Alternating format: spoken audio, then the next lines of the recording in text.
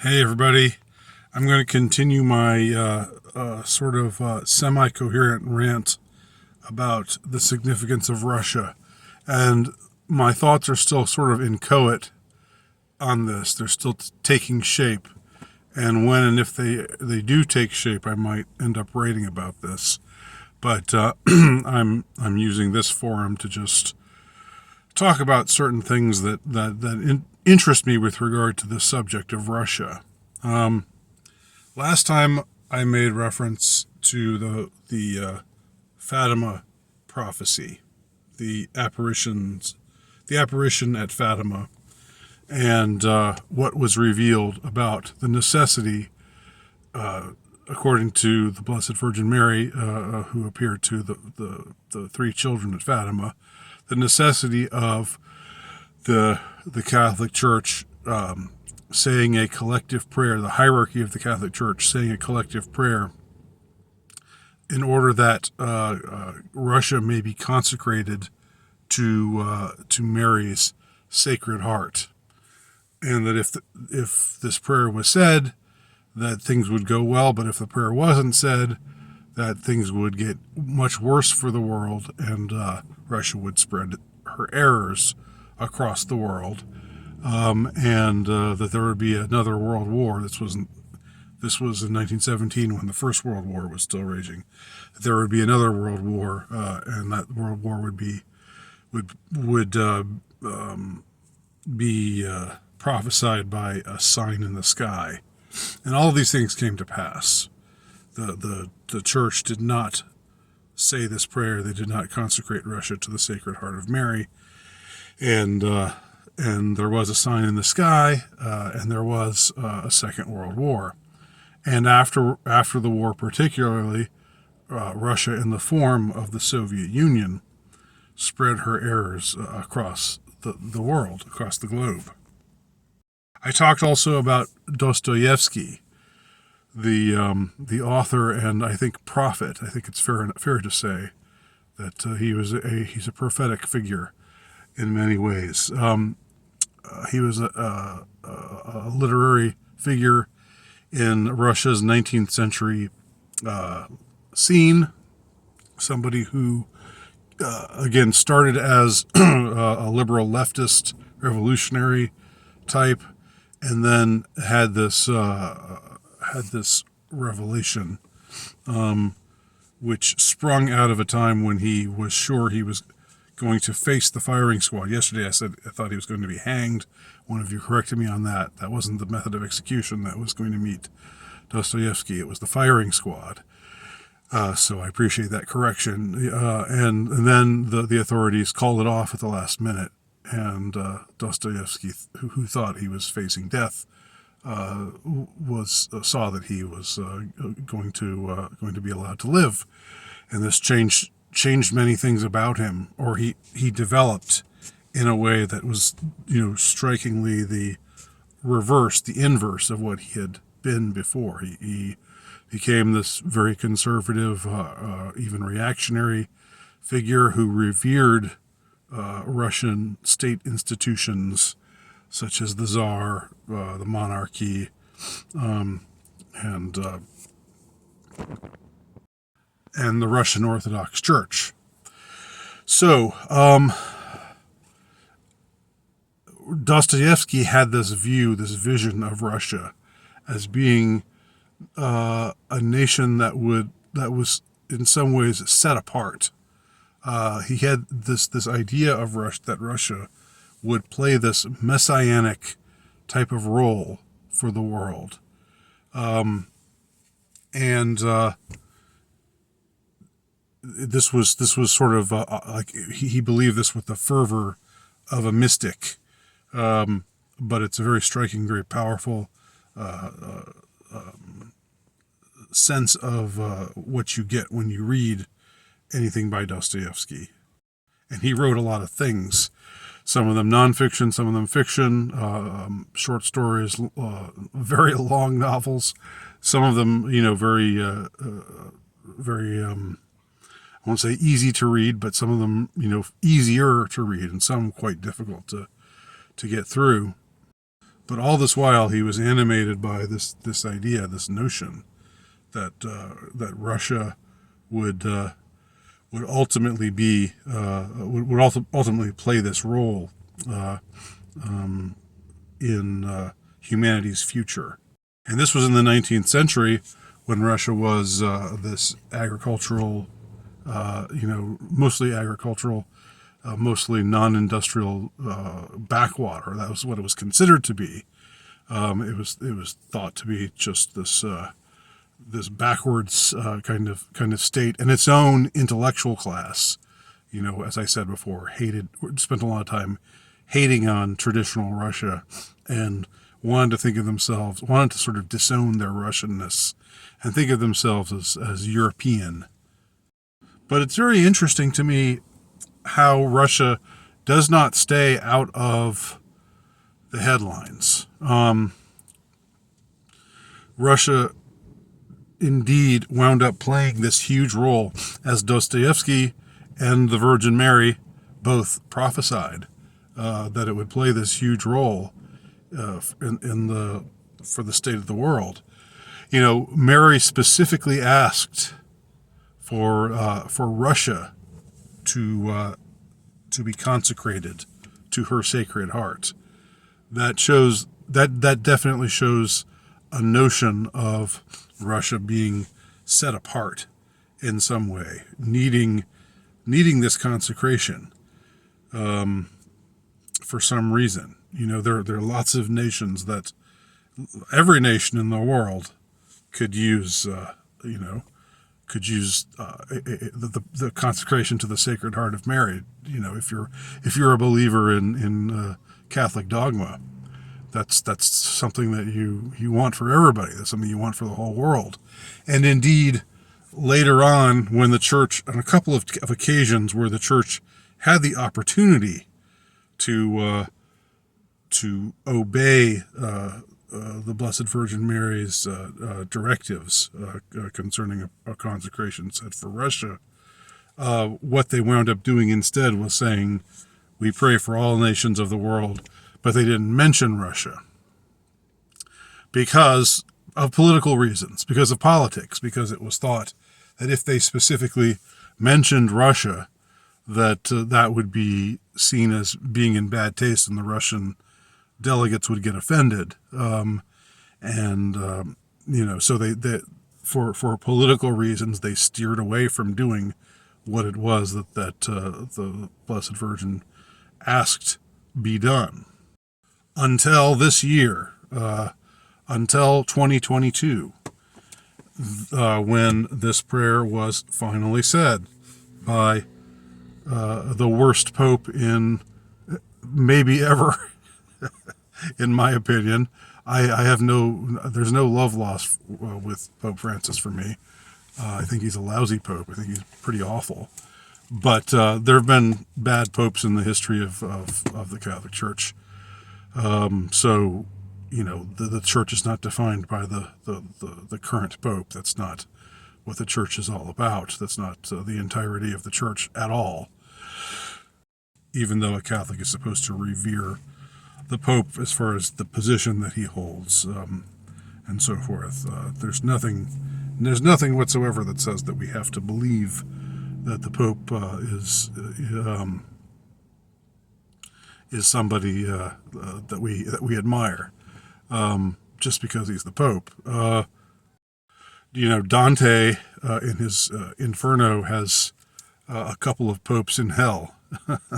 A couple of the popes that he knew that were contemporary to him, and he has them in hell, and one of them is saving the place for the next one. And Dante was Catholic, so that shows again that you don't have to be some kind of reverer or lover of the present Pope in order to love the church and believe in the church, any more than you have to revere the current president of the United States in order to be a patriot and care about the United States.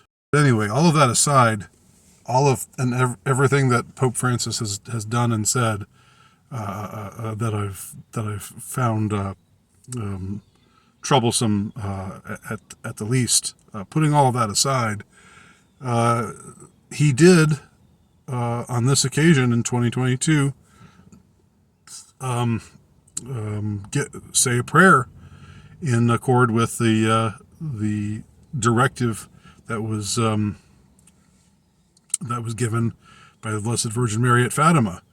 He said a prayer and it was something that was all around the world, and there were the bishops joined in the prayer that for the consecration of Russia, and Russia was specifically mentioned in this prayer. What occasioned this, of course, is the war that's going on right now. So it's hard to say that it's good that the war happened, because now it's good that there's violence, there's fighting, there's people, getting bombed and people shooting each other and dying on both sides in this war over this disputed territory in eastern Ukraine, with these republics that want to break away, but Ukraine wants to keep them in its fold, and Russia thinks they should their own citizenry, which is more Russian overall, should be honored. Their wishes should be honored, and they should be able to secede from Ukraine and become protectorate of Russia. Regardless of these territorial claims, something good that came out of this war is that the consecration of Russia was finally said. What I find very interesting, the more I've looked into it, about current day Russia and the political leadership there today, and I honestly don't say this as somebody who is loves or reveres Vladimir Putin. I look on him with the same kind of suspicion that I look on every head of state. I mean, I think they all, make entangling alliances to benefit themselves, and they're probably all knee deep in some kind of dirt, at least. So I think, Putin, being former KGB, definitely not somebody that I would, say, this is a guy that's probably, this is a guy that's clean as a whistle, that has no skeletons in his closet, any more than I would say that about George Bush, who was also the head of the CIA, and also was president of the United States. I wouldn't say that about anyone who was involved in any kind of organizations like the CIA or the KGB, because they're both quite filthy and awful organizations as far as the things that they've done to their own people and to others across the world. So this is not to say Putin is great. This is not me revering Putin, but it is very interesting how, over the course of the last few years, for whatever reason, whether it's for a self-interested reason, or whether it's because maybe he's seen the light, maybe he's repented of his past sins and seen the light. That's always possible. But you see how Putin and the political leadership in Russia seems very concerned today. And not just today, it's been an ongoing thing. It's been for the last decade or so. Really after everything after the late aughts, when there was a real breakdown between East and West, when Russia came to see that NATO, the organization NATO, was not to be trusted. NATO, in spite of their spoken promises to the contrary, was expanding ever eastward and meant to encircle Russia and again throw their weight around and like for them it was as if the Cold War never ended. They still wanted to stick it to Russia even though the Soviet Union was long gone. Well, Russian political leadership saw this and decided something clicked in their minds. And this was not just Putin. It gets represented that way here in the West. Like Putin is some sort of cult of personality or something like that. But other leaders of Russia came to see things in a very similar way. And now today there is this, and not just today, but in the years leading up to this current year, there has been this movement in Russia that to be resistant to the trends that are sweeping through the West. Putin has said several times, making reference to the ongoing wave of wokeness and cancel culture and other and ideas and crusades, the secular crusades that we see sweeping through the Western world right now and being given a lot of oxygen by, large-scale organizations like corporations and government and others. Just about every major institution of power and those who churn out pop culture, be it Hollywood or television or Silicon Valley. They're all just, they've been very aggressively pushing in this direction in a way that has unnerved most Americans. Most Americans are not, even if they consider themselves to be fairly liberal, and are okay with people being gay or even with gay marriage or even some trans stuff. They're not comfortable with just this this cancel culture mentality, where if you differ in any way, in any jot and tittle from what they want you to believe, then you are kicked out of you are unpersoned. And in Russia, things have developed in the exact opposite way. Russia stopped America from being able to adopt Russian children. That was really like the first thing that they did because I think Putin even said this. We don't know what's happening to children who get adopted out to the West. The West is embracing these depravities, these degenerate lifestyles, including pedophilia, and there are charges of CPS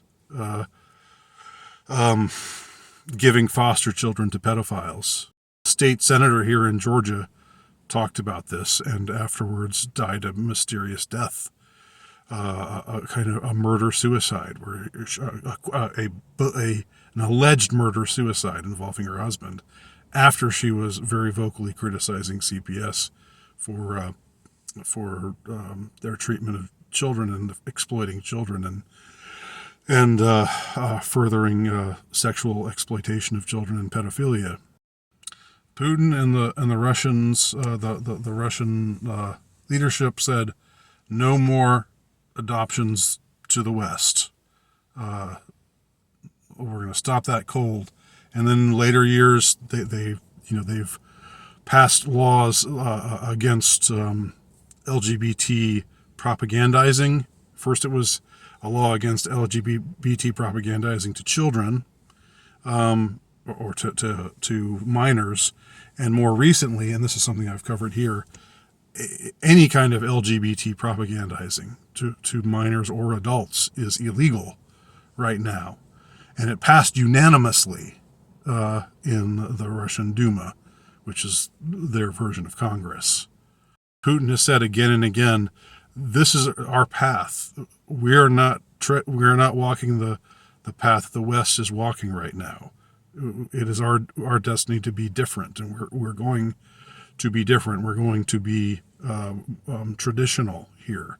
We're going to resist these moral so-called innovations that are ravaging through the West, destroying the West right now. So Putin has this sort of vision for Russia that is similar, even though Putin's a politician, Dostoevsky was a writer. But and I obviously favor the writer over the politician, but there's a striking similarity insofar as what they both see. They both see Russia as representing this unique entity, something that bucks the trends of the West. Serves in some ways as a light to the world, to those who still believe in sanity, who still believe in morality, who still believe in tradition. I'll end this video there with that on that note, and probably come back to this one more time. Thanks for watching.